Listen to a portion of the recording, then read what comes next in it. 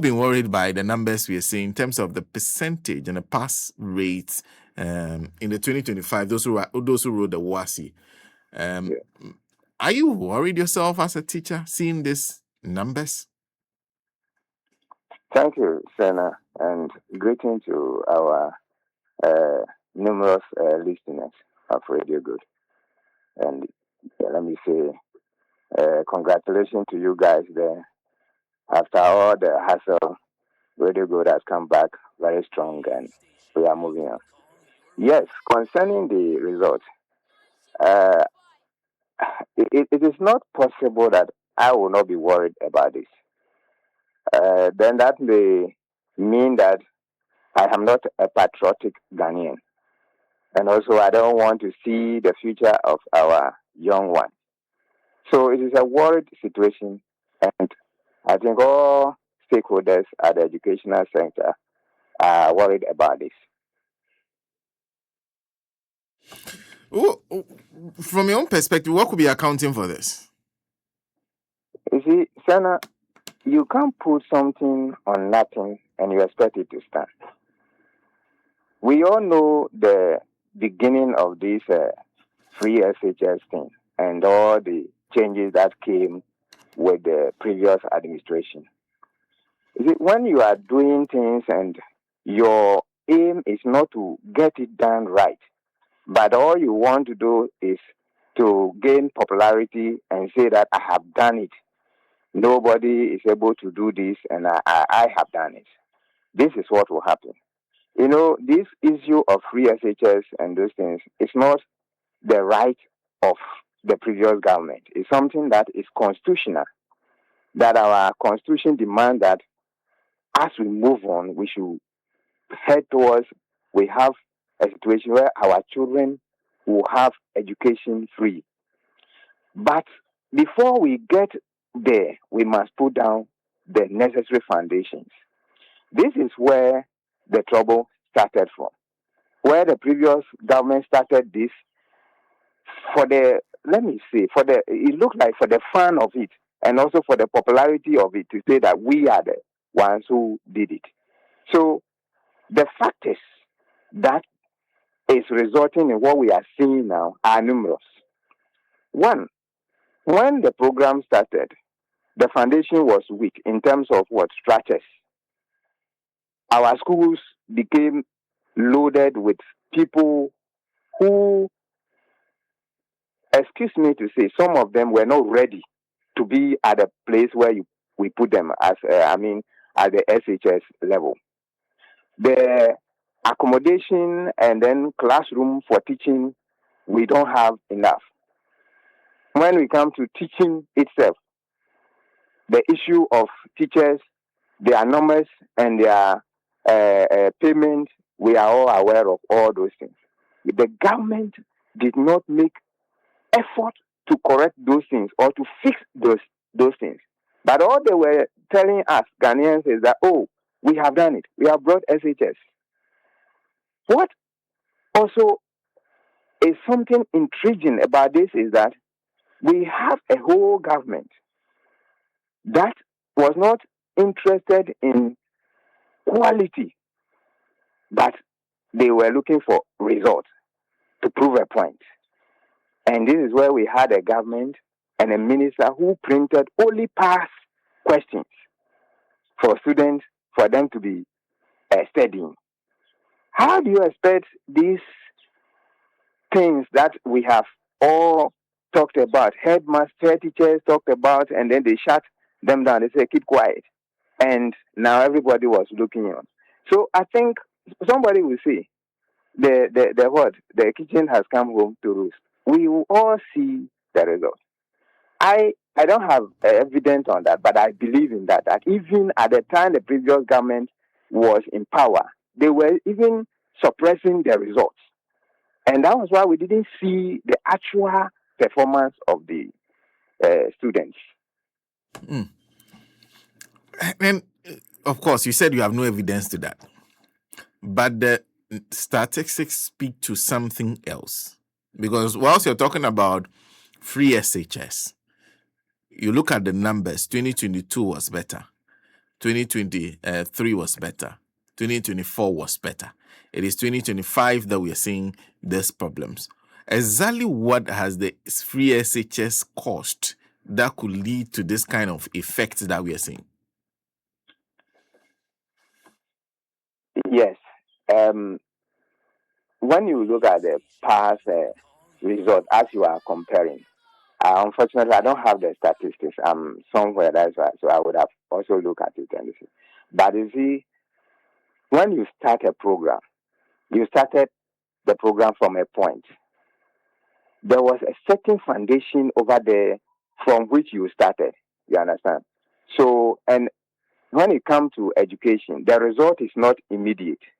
So, for instance, if I'm teaching students today, the results that they will produce will be maybe in 2 years or in 3 years' time. You understand? So, the actual result of what the SHS brings about is what we will be seeing now. Because before it was started, there was a certain foundation, and then it started from that. Though certainly we will have some result that will look like better.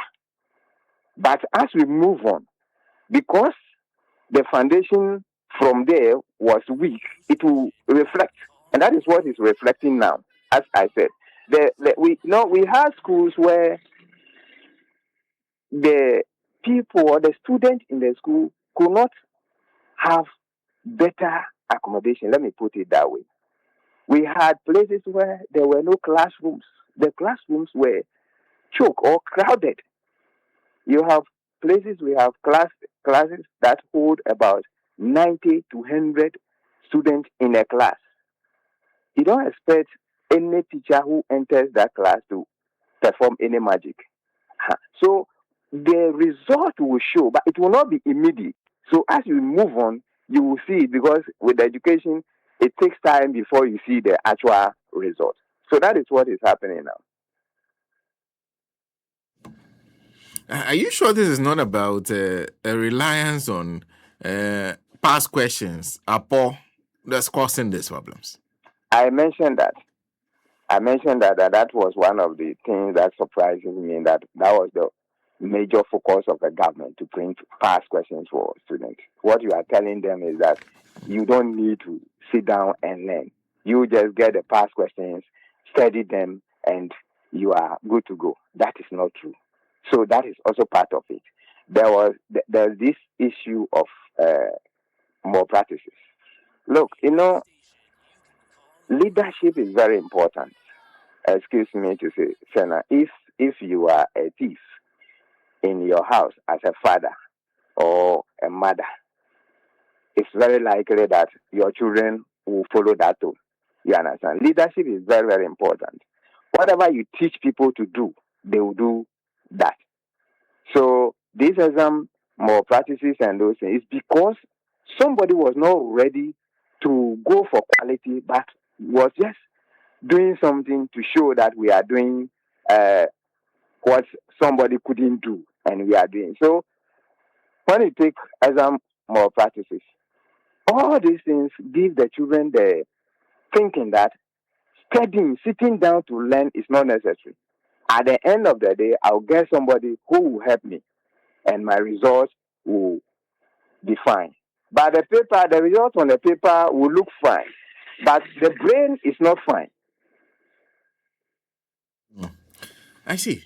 So, okay, so if this was about the way the past government went about free SHS, there's a new government in office. Are you seeing a change in approach, and will that help?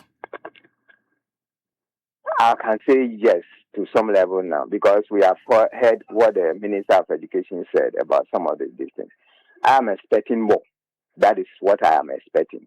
But I am seeing some change. For instance, these exams more practice thing, you will see that now there's some kind of um, fear in the system concerning those who felt in the past that it is normal. And that's going to change.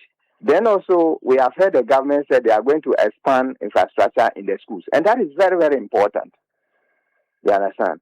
There is also need for more teachers to come in to help, so that we can improve the result. So since those things are just things that they have just said now, and they have not yet fully implemented those things, I cannot say that, oh, I'm 100% sure of this, but I'm looking forward for those changes to come. There's the need for a lot of change to be done in our schools. Let me give you another example.